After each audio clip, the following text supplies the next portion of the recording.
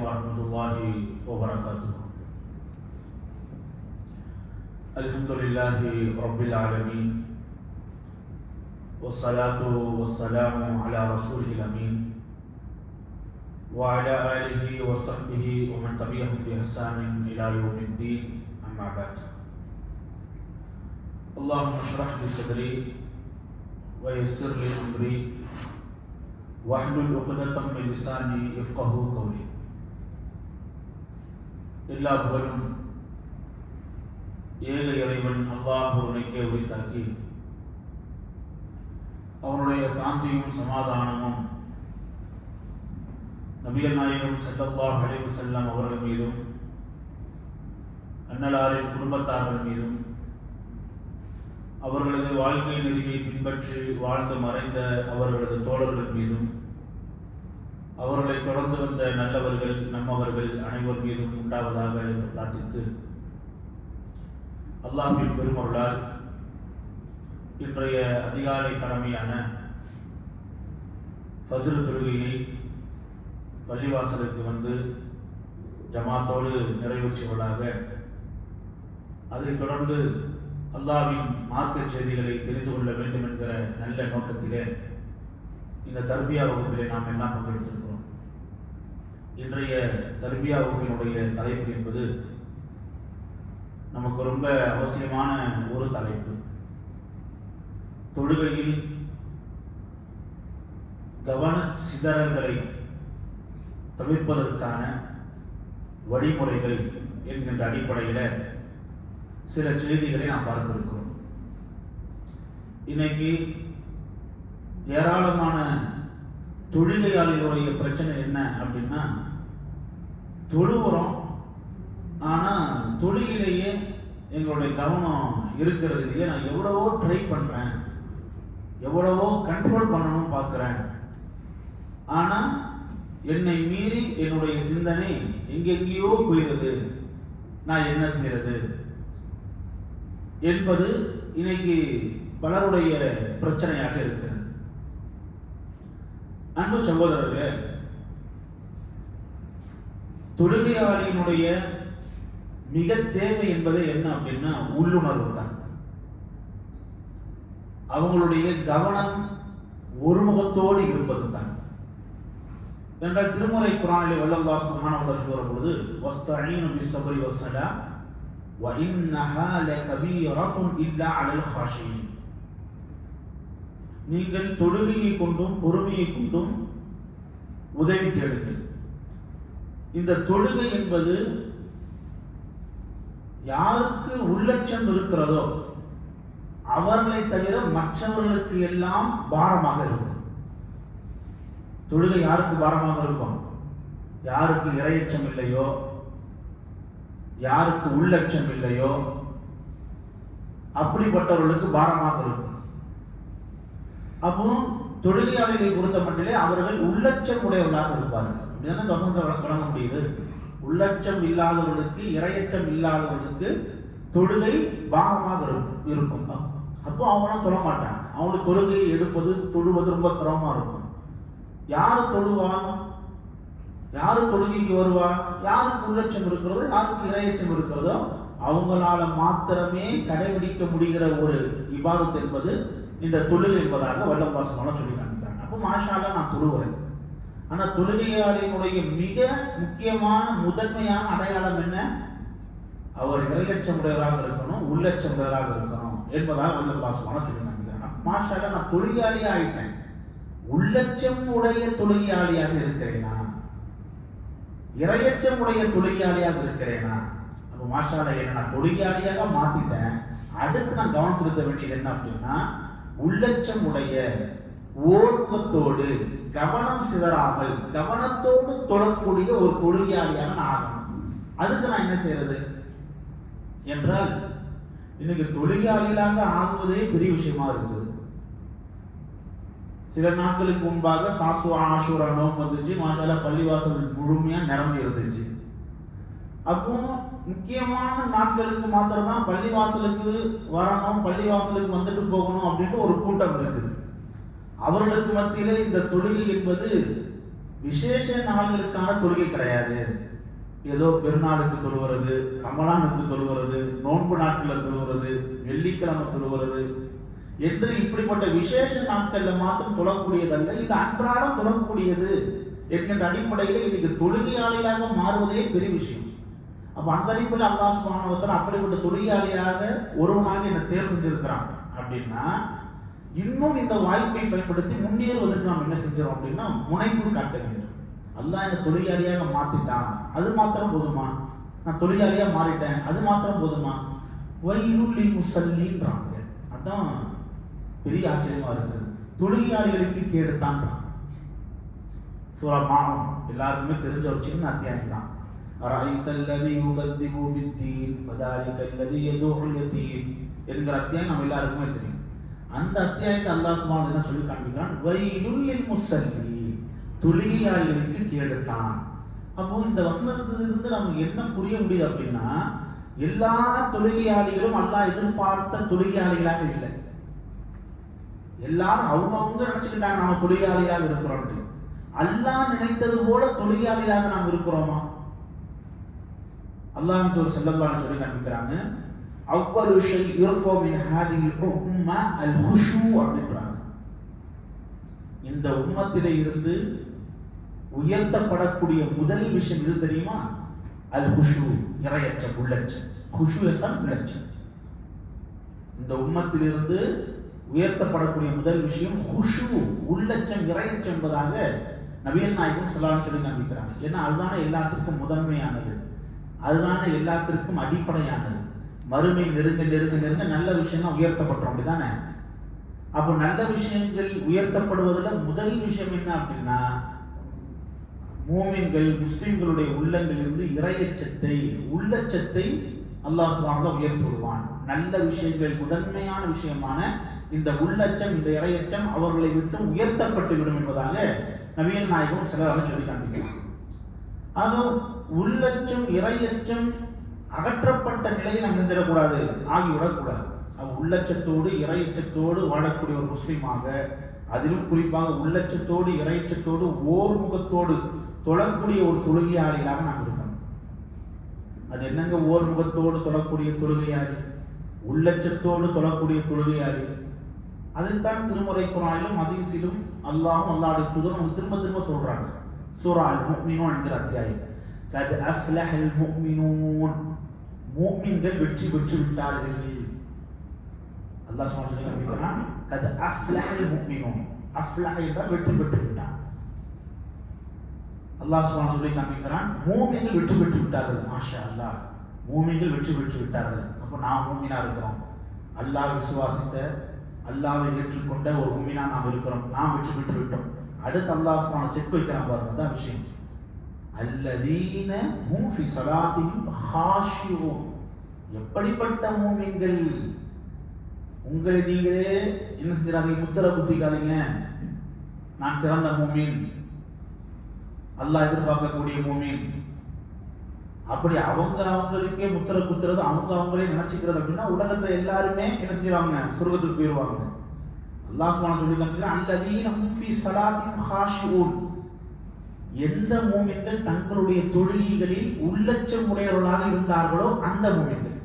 இப்ப நாம எந்த மூமினாக இருக்கிறோம், எந்த தொழுகையாளியாக இருக்கிறோம் என்பதை கவனிக்கணும். எந்த தொழுகையாளி? தொழுகையாளி என்பவர் யார்? இறையச்சம், உள்ளச்சம் உடையவர் தான் தொழுகையாளி, சரியான தொழுகையாளி.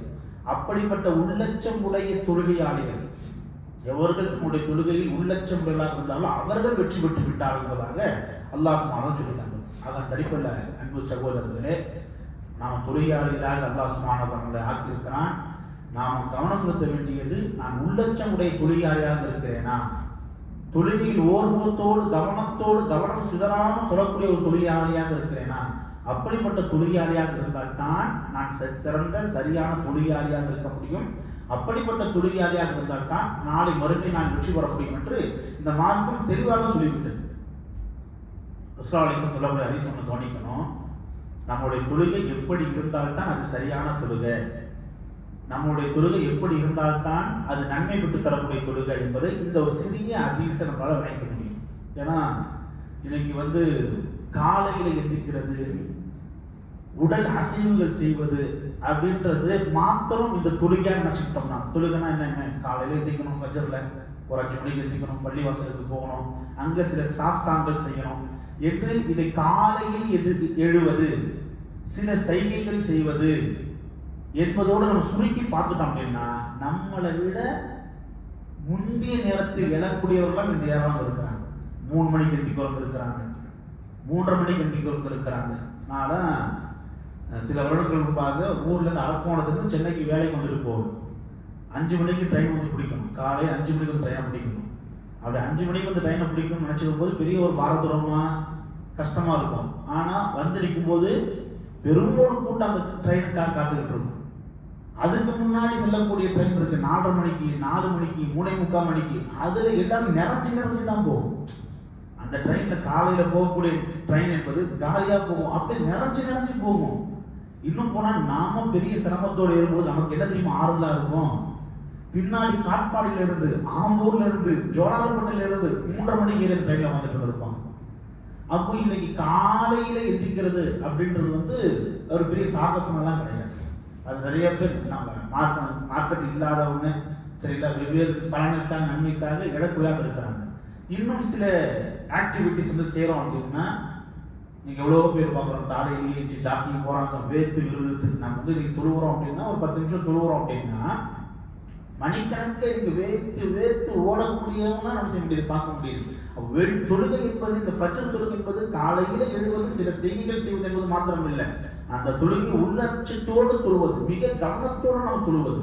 ரசூலுல்லாஹி சொல்லி காமிக்கிறாங்க பாருங்க, மன் தவல்லஅ ஃபஅஹ்ஸனல் வுதுஅ, எவர் அழகுற ஒழு செய்து, எவர் அழகுற ஒழு செய்து, ஒழுவை செய்கிறார், ஃபஅஹ்ஸனல் வுதுஅ, அந்த வுதுவை அழகுற செய்கிறார். அங்கேயே நாம ரொம்ப கவனமாக இருக்கணும். ரொம்ப அவசரமா வேகமா உதுவ செஞ்சுட்டு வரோமா, இல்லைன்னா பொறுமையா நிதானமா உதுவ செய்யறோமா, செஞ்சுட்டு சும்மா சல்லா ரகாத்தைன், பிறகு அவர் என்ன செய்யறார், 2 ரக்காத் தொழுகிறார்.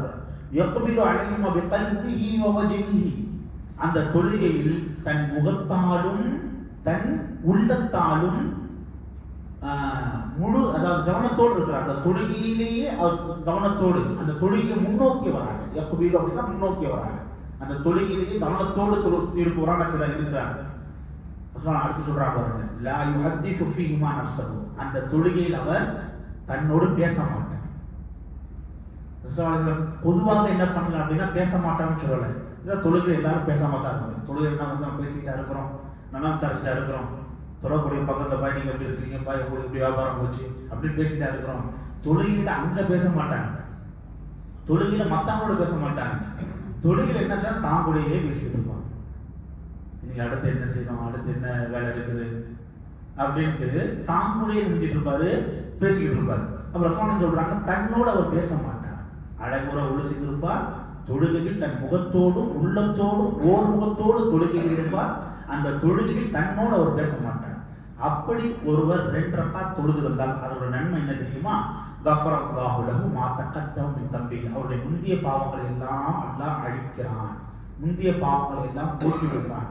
தொழுகைக்குண்டான நன்மையை போன்று வேறொரு அமலுக்கு இல்லை, தொழுகைக்குண்டான நன்மையை போன்று வேறொரு இபாதத்துக்கு அல்ல.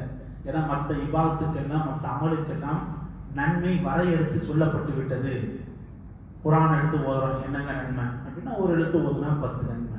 முஹத்தத் வரையறுக்கப்பட்டுச்சு, என்ன ஒரு நன்மையாக இருந்தால் வரையறுக்கப்படுது. தொழுகைக்கு வரையறையே இல்லை. ஏன்னா எந்த அளவுக்கு ஓர் முகத்தோடு கவனத்தோடு ஈடுபாடோடு கவனம் சிதறாம நாம் அதை பர்ஃபெக்டா அந்த தொழுகை தொழுகிறோமோ அந்த அளவு நன்மை அல்லாஹ் அள்ளி போடுவான். 2 ரக்காத் தொழுகை நன்மையை சொல்லப்படுது. 2 ரக்காத் தான் தொழுதார், ஆனால் ஓர் முகத்தோடு தொழுதார், கவனத்தோடு தொழுதார்.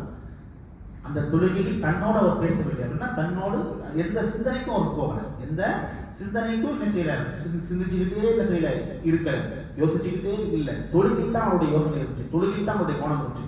அவருடைய முந்திய பாவங்கள் எல்லாம் மன்னிக்கப்படுகிறது. இன்னொரு அறிவிப்பில் வருகிறது, எல்லா வஜபத்துல போச்சுன்னா அவருக்கு சொர்க்கம் கடமையாகிவிட்டது. புகாரில் வருது. நம்ம 2 ரக்காத் தொழுகை நன்மையை பாருங்க. ஒவ்வொருவரும் நம்ம 5 வேளை தொழுகிறோமே, மாஷா அல்லாஹ். 2 ரக்காத் தொழுகை நன்மையே அவருடைய முந்திய பாவங்கள் எல்லாம் மன்னிக்கப்பட்டு விடுகிறது. இன்னும் சொல்ல போனா இன்னொரு அறிவிப்புல அவருக்கு சொர்க்கம் கடமையாகி விட்டது என்று ரசூலுல்லாஹ் சொல்றாங்க என்றால் அல்ஹம்துலில்லாஹ் ஒவ்வொரு நாளும் 5 வக்து ஃபர்து தொழுவோம். அதுக்கு முன்னாடி சொன்னதுனால் இவ்வளோ ரக்கா தொழுவோம். ஆனால் இவ்வளோ தொழுகையின் எண்ணிக்கை மாஷா அல்லாஹ் நாம் திருப்தி கொள்ளக்கூடிய அளவுக்கு பெருசாக இருக்குது. 5 வக்து தொழுதிருக்கிறேன். முன்பின் சுன்னத் என்று சொன்னால் இவ்வளோ ரக்காத்துகள் தொழுதிருக்கிறேன். எண்ணிக்கை பெருசாக இருக்குது. ஆனால் நான் தொழுத ஒரு வக்து தொழுகையானாலும் அது முழு கவனத்தோடு நான் தொழுதிருக்கிறேனா என்று என்ன செய்யணும், நாம கவனம் செலுத்தக்கூடியதாக நாம் இருக்கணும். இந்த கவனச்சிதறல் வந்துவிடக்கூடாது என்பதற்காகத்தான் சஹாபாக்கள் இப்படி துவா செய்யறாங்க. அதை எப்படி துவா செய்வாங்க அப்படின்னா அவுது பில்லாஹி மின் குஷூஇ நிஃபாக் அப்படின்னு துவா செய்வாங்க. அப்படி என்ன அர்த்தம் அப்படின்னா நயவஞ்சக அச்சத்தை விட்டும் யா அல்லாஹ் உன்னிடத்தில் நான் பாதுகாப்பு செய்கிறேன். நல்லா கவனிக்கணும். சஹாபாக்கள் எப்படி துவா செய்வாங்க? நயவஞ்சக அச்சத்தை விட்டு இறைவா நான் உன்னிடத்திலே பாதுகாப்பு தருகிறேன். மற்றவங்க கேட்பாங்க அது என்ன நயவஞ்சக அச்சம்? குஷூனா அச்சம், நிஃபாக்னா நயவஞ்சகம்.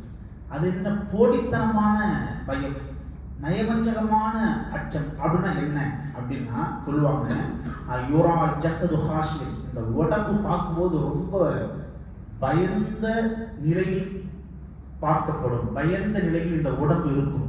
அப்படியே ஒரு தொழுகைக்காக அவர் பார்க்கும் பொழுதோ அல்லது வேறு நிலையில் அவர் பார்க்கின்ற பொழுதோ ரொம்ப பயந்த நிலையில் அவர் கொண்டே இருப்பார். ரொம்ப பணிவா பயந்த நிலையில் இருப்பார். ஆனா அவருடைய உள்ளம் இருக்குது, அது அஞ்சிய நிலையில் இருக்காது, பயந்த நிலையில் இருக்காது. பயம் உடம்புல தான் இருக்குமே தவிர உள்ளத்தில் இருக்காது. பயம் எங்க இருக்கணும்? அச்சம் எங்க இருக்கணும்? அத்தக்குவா ஹாஹுனான்னு சொல்ல. பயம் என்பது அச்சம் என்பது உள்ளத்தில் இருக்கணும், உள்ளத்தில் இருக்க வேண்டியது. சில பேர் உடம்புல, பாவனையில, நடத்தையில, வெளிப்பாட்டுல தங்களை ரொம்ப பயந்தவர்களை போன்று வெளிக்கொணரை கொள்வார்கள். உள்ளத்துல பார்த்தா ஒரு பயம் இருக்காது, உள்ளத்துல பார்த்தா ஒரு இறைச்சம் இருக்காது. இப்படிப்பட்ட போலித்தனமான பயத்தை விட்டும், இப்படிப்பட்ட நயவஞ்சகமான பயத்தை விட்டும் இறைவா நான் இடத்தை பாதுகாப்பு தெரிகிறேன் என்று நம்முடைய முன்னோர்கள் செஞ்சிருக்காங்க, துவா செய்திருக்காங்க என்பதை செய்கிறது நம்மளால் பார்க்க முடிகிறது. அதனால் அன்பு சகோதரர்களே, நம்முடைய தொழுகையை மிகுந்த கவனத்தோடு ஓர்வத்தோடு கவனம் சிதறாமல் நம்முடைய தொழுகையை நாம் அமைத்துக் கொள்ளணும். அதுக்கு என்னங்க வழிமுறை? அந்த விஷயத்துக்கு வாங்க அப்படின்னா அதுக்கு போறதுக்கு முன்னாடி இந்த தொழுகை நம்ம எப்படி தொழுவணும் அப்படின்றத இந்த மார்க்கம் இன்னும் நமக்கு என்ன செய்யுது அப்படின்னா மேலோட்டமா சொல்லிட்டு போல நமக்கு அவ்வளவு செய்திகள் சொல்லுது. நீங்க அதாவது ஒரு உதாரணமா ஒரு ஆர்மியோ அல்லது ஒரு போலீஸ் ஃபோர்ஸோ ஒரு ட்ரைனிங் வைக்கிறாங்க, அங்க வந்து ஒரு பிசி அல்லது அங்க ஒரு சோல்ஜர், சரிங்களா, முன்னாடி கேப்டன் அவர் ஒரு கமாண்டிங் கொடுத்துட்டு இருக்கிறாரு. அந்த கமாண்டி அவங்க ஃபாலோ பண்ணாம ஏதாவது கவனம் செதறுது அப்படின்னா என்ன மாதிரி படிச்சு கொடுப்பாங்க? நீ கிரவுண்ட் 20 முறை ஓடு, நீ வந்து முட்டி போட்டுக்கிட்டு 10 ரவுண்டு ஓடு. அப்போ ஒரு ஒரு மனிதனுக்கு முன்னாடி, ஒரு கேப்டனுக்கு முன்னாடி அவ்வளோ அட்டென்ஷனோட அவ்வளோ கவனத்தோடு இருக்கணும் அப்படின்ட்டு அந்த கேப்டன் எதிர்பார்க்கிறாரு. நான் இங்க கமாண்டிங் கொடுத்துட்டு இருக்கிறேன், நீ உங்க கவனம் எங்க இருக்கு? ஓ, கிரவுண்ட் 20 முறை ஓடு. அந்த மாதிரி இமாம் ஒவ்வொருத்தரையும் ஓட விட்டா, அப்படி இமாம் ஒவ்வொருத்தருக்கும் பனிஷ்மெண்ட் உடனே அந்த தொழுகையில கொடுக்குற மாதிரி சொல்லிருந்தா எத்தனை பேர் நாம பனிஷ்மெண்ட் வாங்கியிருப்போம்னு சொல்ல முடியாது. அப்ப இந்த தொழுகையை பொறுத்த மட்டும் இல்ல, சாதாரணமானதை நம்ம சாதாரண கேப்டனுக்கு மட்டும் நிக்கல, நம்ம ரப்புல் ஆலமீன் அகிலத்தின் இறைவன் அல்லாஹ்வுக்கு முன்னாடி நம்ம நிக்கிறோம். அப்போ எவ்வளவு கவனத்தோட நம்ம இருக்கணும். ஃபர்ஸ்ட் நம்ம சொல்லி காமிக்கிறான் பாருங்க, இன்னல்லாஹ யஅமுரு பிஸ்ஸலாம், அல்லாஹ் சுப்ஹானஹு வ தஆலா நமக்கு அதாவது உங்களுக்கு தொழுகை கொண்டு ஏவி இருக்கிறான். இதா சல்லைத்தும், இந்த தொழுகையை நீங்கள் தொழுகிற பொழுது, இந்த தொழுகையை நீங்கள் தொழுகிற பொழுது ஃபல தல்தஃபிது, நீங்க என்ன செய்யாதீங்க, திரும்பி பார்க்காதீங்க. தொழுகிறீங்க அப்படின்னா ஓர்வத்தோடு கவனத்தோடு என்ன செய்யுங்க, தொழுகையில இருங்க. தொழுகை என்ன செய்யாதீங்க, திரும்பி பார்க்காதீங்க அப்படின்றாங்க. ஏன் திரும்பி பார்க்காதீங்க? நம்மளை பொறுத்த வரைக்கும் அல்லாஹ் வானத்திலிருந்து நம்மளை பார்த்து கொண்டிருக்கிறான், அரிசில இருந்து நம்மளை பார்த்து கொண்டிருக்கிறான். அப்படிதான் நம்ம நினைச்சுக்கிட்டு இருக்கிறோம். நம்மளுடைய தொழுகை என்பது என்ன, இப்படியா டிராவல் பண்ணுது? நம்மளுடைய இபாதத், நம்மளுடைய அமல் இப்படிதானே டிராவல் பண்ண போகுது. அதனால நாம இப்ப ஸ்ட்ரைட்டா இருந்துட்டா போதாதா, இப்படி திரும்பிக்கிட்டா என்ன இருக்கு அப்படின்னா ரசூலுல்லாஹ் சொல்றாங்க பாருங்க, ஃபஇன்னல்லாஹ யன்சிபு வஜ்ஹஹு லிவஜ்ஹி அப்திஹி ஃபி ஸலாத்தி மா லம் யல்தஃபித். தொழுகையில ஒரு தொழுகையாளியுடைய முகத்துக்கு முன்பாக அல்லாஹ் அவருடைய முகத்தை வைக்கிறான். தொழுகையில ஒரு யன்சிபு வஜ்ஹஹு, யன்சிபு நசபு யாராவது கேள்விப்பட்டிருக்கீங்கன்னு நினைக்கிறேன். நசப் அப்படின்னா தொழுகைக்கு மேலே ஒரு குறியீடு போடுறாங்க, அதான் ஃபதஹா நசப் என்று சொல்லுவாங்க. சரிங்களா? அது முதன்மையாக வெளிப்படையாக மேலே அது இருக்கிறதுனால தான் அது நசபுன்ற பேர் வந்திருக்கும். எக்ஸாம்பிள் நான் சொல்கிறேன். அப்போ அது மாதிரி அல்லாஹ்வுடைய முகத்தை தொழுகையிலே தொழுகையாளுடைய முகத்துக்கு முன்பாக நட்டி வைக்கிறாங்க. தான் தொழுகையாளுடைய இஷாரா செய்யக்கூடாது, இருந்தாலும் உங்களுக்கு புரிவதற்காக சொல்கிறேன். தொழுகையில் தொழுகையாளுடைய முகத்துக்கு நேராக அல்லாஹ்வுடைய முகத்தை நட்டி வைக்கிறான். நீங்க திருப்பாதவரை அல்லாஹ் திருப்புறதில்லை. உங்களுடைய கவனம் சிதறாதவரை, உங்களுடைய கவனம் மாறாதவரை அல்லாஹ் என்ன செய்வதில்லை, உங்கள் மீது கவனம் செலுத்தாமல் இல்லை. நாம் நினைச்சிட்டும் அல்லாஹ் வருஷத்துக்கு பார்த்துட்டு இருக்கிறான், வானவர்களை வச்சு நோட் பண்ணிக்கிட்டு இருக்கிறான். அது வேறு அமல்களுக்கு இருக்கலாம். ஆனா இந்த தொழுகை என்பது நாம் அல்லாஹ்வோடு உரையாடுவதற்காக நின்று கொண்டிருக்கக்கூடிய இபாதத். அப்படிதானே? அது சும்மா ஒரு ஊக்கப்படுத்துவதற்காக சொல்லப்பட்ட வார்த்தை இல்லை. தொழுகை என்பது நாம் அல்லாஹ்வோடு நடத்தக்கூடிய உரையாடல், அல்லாஹ்வோட நம்ம பேசுறோம் அப்படின்ட்டு அது ஊக்கப்படுத்துவதற்காக சொல்லப்படக்கூடிய வார்த்தை இல்லை. அதுதான் நிதர்சனம், அதுதான் உண்மை. தொழுகையில் ஒரு தொழுகையாளி அவருடைய முகத்துக்கு முன்பாக அல்லாஹ்வுடைய முகத்தை நட்டி வைக்கிறான். சரிங்களா? அந்த தொழுகையில் அவர் முகத்தை திருப்பாதவரை, அவர் திருப்பிட்டான்னு அல்லாஹ் திருப்பிட்டு போயிடுறான். இவனுக்கு சும்மா நிற்கிறாப்பே தவிர அவர் தொழுகையில் இல்லை, கவனம் இல்லை, கவனம் வேற எங்கே இருக்குது. So rejected. அடுத்து மற்ற தொழிலாளிகளுக்கு அல்லாஹ் சுப்ஹானஹு கவனம் செலுத்தக்கூடிய ஒரு சூழல் உருவாகி விடுகிறது. ஆக இது நம்ம என்ன செய்யணும் அப்படின்னா கவனம் செலுத்தக்கூடியதாக இருக்கணும். மேலும் நபிகள் நாயகம் சொல்லி காண்பிக்கிறாங்க. சரிங்களா? தொழுகை நாம் இவ்வளோ முக்கியத்துவம் தெரிஞ்சனால தான் நம்ம வந்திருக்கோம். மாஷா அல்லாஹ் ஒரு 5 மணிக்கு நம்ம வந்திருக்கோம் அப்படின்னா தொழுகையோட முக்கியத்துவம் தெரியாததான் இல்லையா? தொழுகலைன்னா அல்ல அவனை தண்டிச்சிருவான், தொழுகைன்னா முஸ்லீம் இல்லை, தொழுகலைன்னா அல்ல அவனை நரகத்தை போட்டுருவான். இதெல்லாம் நமக்கு பயானில் சொல்லப்பட்டு நம்ம தெரிஞ்சு அந்த பய உணர்வால தான் நாம் வந்திருக்கோம். அப்போ சொர்க்கத்துக்கு போகணுன்ட்டு நமக்கு ஒரு ஆசை இருந்துச்சு அப்படின்னா நம்மளை நரகத்துக்கு தள்ளணுன்ட்டு ஷைத்தான் எவ்வளோ ஆசை இருக்கும். நாம் நன்மையின் பக்கம் ஒரு அடி எடுத்து வச்சா நம்மளை தீமையின் பக்கம் இழுக்க ஷைத்தான் எத்தனை அடி எடுத்து வைப்பான். அப்போ நாம ஒவ்வொரு நன்மைக்கு தயாராக நம்மளோட இன்னொருத்தன் தயாராகிட்டு இருக்கிறான் நம்மளை கெடுக்க. அப்ப அது மாதிரி தொழுகணும் அப்படின்ற முக்கியத்துவத்தை உணர்ந்ததுதான் அந்த தொழுகைக்கு வந்துட்டோம். நம்மளை தொழுகையாளிகளாக நாம் மாறி அதன் மூலமாக வெற்றி பெற்று விட சைத்தா விட்டுருவானா? நீ தொழுதாலும் நன்மையற்ற தொழுகையாக தொழுகை நான் மாத்திரப்பாரு. நீ தொழுதாலும் நீ அல்லாஹ்வின் பார்வையில் தொழுகையாளிகள் என்கிற லிஸ்டில் ஒண்ணு இல்லாதவனாக ஆக்கிறோம் பாரு என்கின்ற அடிப்படையில் அவன் என்னென்ன வேலைகளை செய்ய முடியுமோ அதை செஞ்சுக்கிட்டே தான் இருக்கும். ரசூலுல்லாஹி அழகான சொல்லி கொடுக்குறான் பாருங்க. இதா நூதி லிஸ்ஸலாத் அதுபர ஷைத்தான். தொழுகைக்காக பாங்கு சொல்லப்பட்டால் ஷைத்தான் விரண்டோடி இருக்கிறான். அப்படிதானே? தொழுகைக்காக பாங்கு சொல்லப்பட்டால் பாங்கோசை கேட்டாலும் ஷைத்தான் செஞ்சிடும், விரண்டோடிடுவான். அப்பா தொழுகைக்காக பாங்கு சொல்லப்பட்டால் ஷைத்தான் ஓடிடுறான், இனி நம்மளை அவன் வழியெடுக்க வரமாட்டான் அப்படின்னா வாங்கு சொல்லப்படக்கூடிய நேரத்தில் தான் அவன் ஓடுகிறானே தவிர வாங்கு சொல்லி முடிச்ச பிறகு வந்துடுறான். அதிலும் குறிப்பாக யார்கிட்ட வருவான்? அந்த வாங்கு யாருக்காக சொல்லப்படுது? தொழுகையாளிகளுக்காக சொல்லப்படுது. அப்போ அந்த தொழுகையாளி இடத்துல என்ன செஞ்சிருவான்? அவன் வந்து விடுவான். சொல்லி காமிக்கிறான் பாருங்க. அதே மாதிரி இக்காமத் சொல்லப்படுகிற நேரத்திலும் அவன் ஓடி விடுவான். இக்காமத் சொல்லி முடிச்சதுக்கு பிறகு என்ன செஞ்சிருவான்? அவன் வந்துடுவான். வந்துட்டு ஹத்தா யஹ்துர பைனல் மர்இ வ நஃப்ஸிஹி, தொழுகையாளி இடத்துல வந்து அந்த தொழுகையாளிக்கும் சரிங்களா அவனுடைய உள்ளத்துக்கு மத்தியிலே அந்த ஷைத்தான் என்ன செய்வான் அப்படின்னா ஆபத்தான விஷயங்களை விளைவிப்பான். தொழுகையில கவனத்தோட தொழுகையாளி விட மாட்டான். அந்த தொழுகையை சீர்குலைப்பதற்கு அந்த தொழுகையாளி சீர்குலைப்பதற்கு என்னெல்லாம் செய்யணுமோ அதெல்லாம் செய்வான். வந்து விட்டு எக்கூலி புதுக்குறுக்கதா என்ன நாம தொழும்போது நான் ஷைத்தான் கையை பிடிச்சி இழுத்துட்டா போறான். ஷைத்தான் வந்து நம்மளை கெடுத்துருவான் அப்படின்னா நான் தொழுகைக்கு தக்பீர் கட்டி நின்றுட்டேன். ஏன்னா ஷைத்தான் கெடுக்கணும்னு எங்கே கெடுத்துருக்கணும்? கடையிலேயே கெடுத்துருக்கணும். கஸ்டமர் நிற்கிறான், அவனை விட்டுட்டு நீ போயிட்ட அப்படின்னா நாளை பின்னா அந்த கஸ்டமர் வேற கைக்கு போயிடுவான். இந்த கஸ்டமரை பிடிக்க நீ இவ்வளோ கஷ்டப்பட்டுருப்பேன். தொழுகை நடந்துட்டு டக்குன்னு முடிச்சுட்டு போயிரு. என்ன தொழுகை நீ மிஸ்ஸாக பண்ண போற? டெய்லி கரெக்டாக வரத்துக்கு போயிட்டு தான் இருக்க, ஜமாத்துக்கு போயிட்டு தான் இருக்கிறேன். ஏன்னா ஒரு ரக்காத் மிஸ் ஆகும், 2 ரக்காத் மிஸ் ஆகும், பின்னாடி போய் சேர்ந்து தொழுதுக்க. அப்படியே டைவர்ட் பண்ணி ஏன்னா ஜமாத்து முடிஞ்சிருக்கும். நம்ம பள்ளியில் தான் எப்போது 4 பேர் பின்னாடி வருவாங்களே, அவங்களோட சேர்ந்து பின்னாடி ஜமாத்து தொழுதுக்கலாம் அப்படின்ட்டு என்ன ஷைத்தான் பள்ளிக்கு கடையிலே வச்சு எனக்கு எடுத்துக்கிட்டு இருக்கிறான். நான் தான் பள்ளிக்கு வந்துட்டேன், பள்ளிக்கு வந்துட்டேன், பள்ளிக்கே வந்து விட்டாலும், தொழுகைக்கே வந்து விட்டாலும், தொழுகையில் ஆஜராகவே நாம் ஆகிவிட்டாலும் சைத்தான் விட மாட்டான். அவனுடைய போராட்டம் என்பது நம்முடைய மௌத் வரைக்கும் இருக்கும்.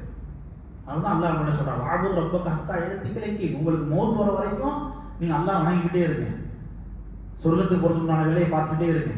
நம்ம மௌத்தா போற வரைக்கும் நாமளும் சொர்க்கத்துக்கு போறதுக்குண்டான வேலையில போராடிக்கிட்டே இருக்கணும். சைத்தான் நம்மளை நரகத்துக்கு தள்ளக்கூடிய வேலையில் அவன் போராடிக்கிட்டே இருப்பான். கடைசி அல்லாஹ் அவர்களை கொண்டு நம்முடைய போராட்டம் வெற்றி பெறும் இன்ஷா அல்லாஹ். அப்போ ரசூலுல்லாஹ் சொல்லி நம்பிக்கிறாங்க, இக்காமத் சொன்னா ஓடிடுவான். இக்காமத் சொல்லி முடிச்சதுக்கு பிறகு சைத்தான் திரும்ப வந்துடுவான். திரும்ப வந்துட்டு அது வரைக்கும் நம்மளுடைய கவனத்திலே இல்லாத, நம்மளுடைய யோசனையில் இல்லாத எல்லாத்தையும் நம்மளுடைய நினைவு மூறுபடி சொல்லுவான். நீங்க சாயங்காலம் யாரெல்லாம் கலெக்ஷன் பண்ணணும், நேற்று யாரெல்லாம் இன்னைக்கு தரேன்னு சொன்னாங்க, ஒரு சரக்கு ஒன்றாங்க இருக்குன்ட்டு சொன்னாங்க, சரக்கு நல்லா இருக்குமா, எந்தெந்த சிந்தனையோ கொண்டு வரும், எந்தெந்த சிந்தனையும் கொண்டு. பொதுவாகவே நமக்கு சிந்தனை எப்போ வரும்? பொதுவாகவே நைட்டு தூக்கமே எனக்கு இருக்கிறது இல்லைங்க, ஏதாவது நான் யோசிக்கிட்டே இருக்கிறேங்க அப்படின்னா, ஏன் எனக்கு பகலெல்லாம் அந்த கம்ப்ளைண்ட் யாரும் சொல்றது இல்லை? பொதுவாகவே சில பேர் கம்ப்ளைண்ட் சொல்றாங்க, எனக்கு ஏதாவது சிந்தனை ஓடிக்கிட்டே இருக்கிறேன். எப்பவும் பலருக்கு இந்த பிரச்சனை அப்படின்னா நைட்டு தான். ஏன்னா பகல்ல ஒரு வேலையோடு இருப்பாரு, அந்த பிரச்சனை வராது. நைட்டு தான் சும்மா இருப்பாரு. அப்போ என்ன செய்யும், அவருக்கு அந்த ஏதாவது சிந்தனை வந்துக்கிட்டே இருக்கும். அப்போ எதையாவது யோசிச்சுக்கிட்டே இருக்கிறேன், எதையாவது நான் போட்டு சிந்திச்சுக்கிட்டே இருக்கிறேன் அப்படின்னு ஒரு அந்த பிரச்சனை இருக்குது அப்படின்னா, அவர் எப்போ சும்மா இருக்கிறாரோ அப்போதான் அவருக்கு அந்த பிரச்சனை ஏற்படும். சொல்லுவாங்களா இல்லையா, எம்டி மைண்ட் டெவில் ஒர்க்ஷாப். சும்மா இருக்கிற மனிதன், சும்மா இருக்கிற மூளை என்பது ஷைத்தானுக்கு என்னது, அது வந்து ஒரு இடம் மாதிரி, ஒரு ஒர்க் ஷாப் மாதிரி, சரியான இடம் பாடம். நான் ஒர்க் ஷாப் தேடுறோமா இல்லையா நம்மளோட வேலையை பார்க்கறதுக்கு? ஷைத்தானுக்கு உண்டான ஒர்க் ஷாப் எது அப்படின்னா, வேலை செய்கிற இடம். வேலை செய்யறதுக்கு அவனுக்கு சரியான களம், சரியான இடம் எது அப்படின்னா, யாரெல்லாம் சும்மா இருக்கான், யாரெல்லாம் சும்மா இருக்கான், அவன் தான் ஷைத்தானுடைய டார்கெட்டு. அவர்கள் தான் ஷைத்தானுக்கு தீனியை. நல்லா என்ன செய்யறது, ஏதாவது போட்டு குழப்பிக்கிட்டே இருப்போம், யோசிக்க வச்சுக்கிட்டே இருப்போம் அப்படின்ட்டு ஷைத்தானுக்கு அவர்கள் தான் தீனி. அப்போ சும்மா இருக்கிறவங்க தான் ஷைத்தான் விடமாட்டான் அப்படின்னா, விடமாட்டான் என்பது போல. அப்போ தொழுகையில ஷைத்தான் என்னையே விடமாட்டுக்கிறான் அப்படின்னா, தொழுகையில நான் சும்மா இருக்கேன்னு அர்த்தம். தொழுகை நமக்கு எவ்வளவு ஓர்வத்திற்காக, கவனத்துக்காக சொல்லப்பட்டிருக்குது. ஒரு செகண்ட் நம்ம தொழுகையில சும்மா இருக்க முடியுமா, ஃப்ரீயா இருக்க முடியுமா? அல்லாஹ் அக்பர் தக்பீர் கட்டினதுல இருந்து ஸ்டார்ட் ஆகுது. ஸலாத்துல் இஸ்திஃப்தாஹ், துஆவுல் இஸ்திஃப்தாஹ், தொழுகையை துவங்குவதற்கான துவா. தொழுகையை துவங்குவதற்கான துவா, அதுல இருந்து நம்ம ஆரம்பிக்கணும். தொழுகையை துவங்குவதற்கான துவா என்ன? ஒருத்தரை கேட்டா ஒரு துவா சொல்லுவாரு, இன்னொருத்தரை கேட்டா இன்னொரு துவா சொல்லுவாரு. என்ன துவா தம்பி நீங்க ஓதுவீங்க? அல்லாஹ் பாய்த்து பண்ணி. வேற வஜ்ஜத்து யாரும் ஓத மாட்டீங்களா? இன்னி வஜ்ஜத்து சுப்ஹானல்லாஹி. அப்போ ஒவ்வொருத்தரும் ஒவ்வொரு துவா சொல்லுவோம். அப்போ நம்ம யோசிப்போம், என்ன துவா?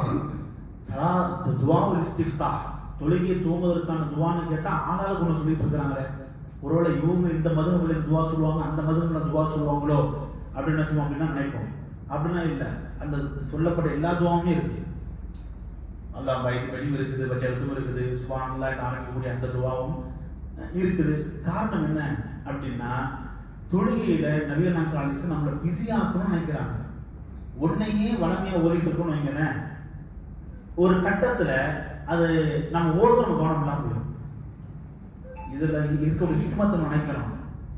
இந்த மதுஹபில் துவா ஓதுறாங்க, இந்த மதுஹபில் துவா ஓதுறாங்க அப்படின்னா அது மதுஹபுக்கான துவா இல்லை, எல்லா துவாவும் சுன்னத்தான துவா தான். ஃபர்துல தொழுகிற பொழுது ஒரு துவா ஓதி இருக்கிறாங்க, சுன்னத்தான தொழுகையில ஓதுகிற பொழுது ஒரு துவா ஓதி இருக்கிறாங்க.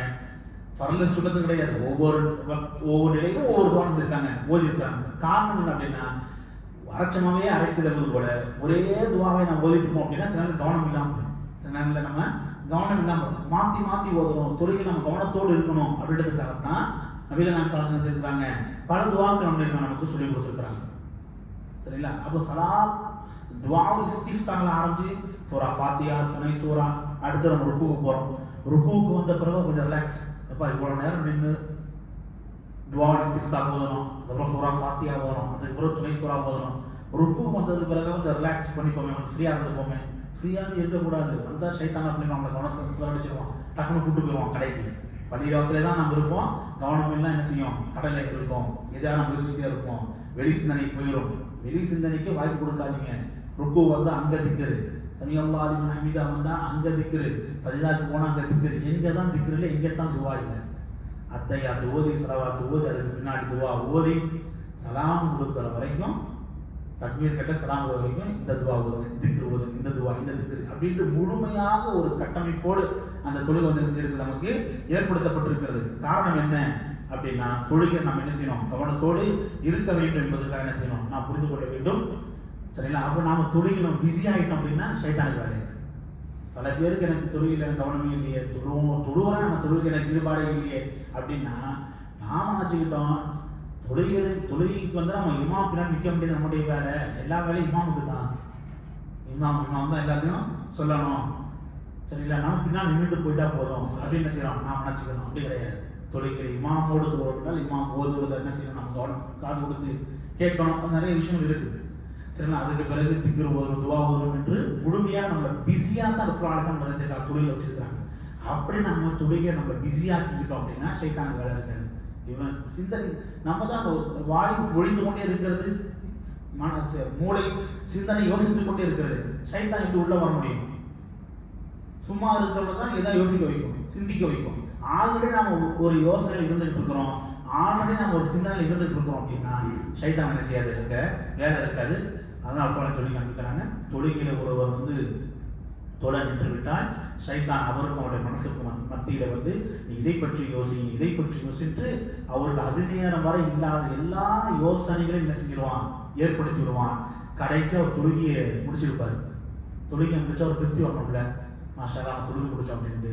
ஆனால் தொழுது முடிச்சதுக்கு பிறகு அவருடைய பரிதாபமான நிலைமை என்ன அப்படின்னா, அவரு எத்தனை ரக்கா தொழுதோம் அப்படின்றதே அவருக்கு நினைவில்லாமல் இருக்கும், அல்லது சரியாக நம்ம தொழுதோமா என்றே அவர் அறியாதவராக இருப்பார் என்று என்ன பண்றான் ரசூலுல்லாஹி சொல்லி காண்பிக்கிறான். அப்போ எப்போ நம்ம தொழுது முடிச்சு நமக்கு திருப்தி வரலையோ ஷைத்தானுடைய தொழுகை என்ன பண்ணிட்டான், பாலாக்கிட்டு போயிட்டான் என்பதை செய்யணும், நம்ம புரிந்து கொள்ள வேண்டும். அப்போ இப்படியாவது நம்முடைய தொழுகைலாம் இருக்குதா அப்படின்ட்டு நம்ம என்ன செய்யணும், பயந்து கொள்ள வேண்டும். அப்போ அந்த அடிப்படையில் டைம் இருக்கா, நான் அடுத்த முன்னாடி பார்க்கணும், முடிச்சுதான். சரி, ஓகே, சார் ஒன்றும் இல்லை. அப்போ அந்த அடிப்படை அன்பு சகோதரர்களே, பெரியவர்களே, இன்றைய இந்த தர்பியால வந்து ஒரு அறிமுக உரை தான் நான் கொடுத்துருக்கிறேன். நம்ம தொழுகையை பொறுத்த மட்டும் ரொம்ப கவனத்தோடு ஈடுபாடோடு என்ன செய்யணும் அப்படின்னா நாம் வந்து தொழுகணும். அப்போ நான் இவ்வளவும் கவனத்தோடு நான் தொலை வந்துமே கூட எனக்கு கவனம் செதறுது, தொழுகையில் இருந்து நான் வந்து வெளியே போயிடுறேனே, அதுக்கு நான் என்ன செய்யணும் அப்படின்னா நிறைய வழிமுறை மார்க்கத்தின் நெறிகாட்டுதல் இருக்கிறது. அதை வாய்ப்பு கிடைக்கிற பொழுது இன்ஷா அல்லாஹ் பெரிய ஒரு தினத்தில் நாம் பார்ப்போம். அது வல்ல அல்லாஹ் சுப்ஹானஹு வ தஆலா அருள்புரிவானாக என்று பிரார்த்தித்து இந்த வகுப்பை நான் நிறைவு செய்கிறேன். அகூலு கௌலி ஹாதா வ அஸ்தக்ஃபிரு லி வ லக்கும் இன்னஹு தவ்வாபுர் ரஹீம். வ ஆகிரு தஅவானா அல்ஹம்துலில்லாஹி ரப்பில் ஆலமீன். சுப்ஹானல்லாஹி வ பிஹம்திஹி அஷ்ஹது அல்லா இலாஹா இல்லா அன்த அஸ்தக்ஃபிருக வ அத்தூபு இலைக்.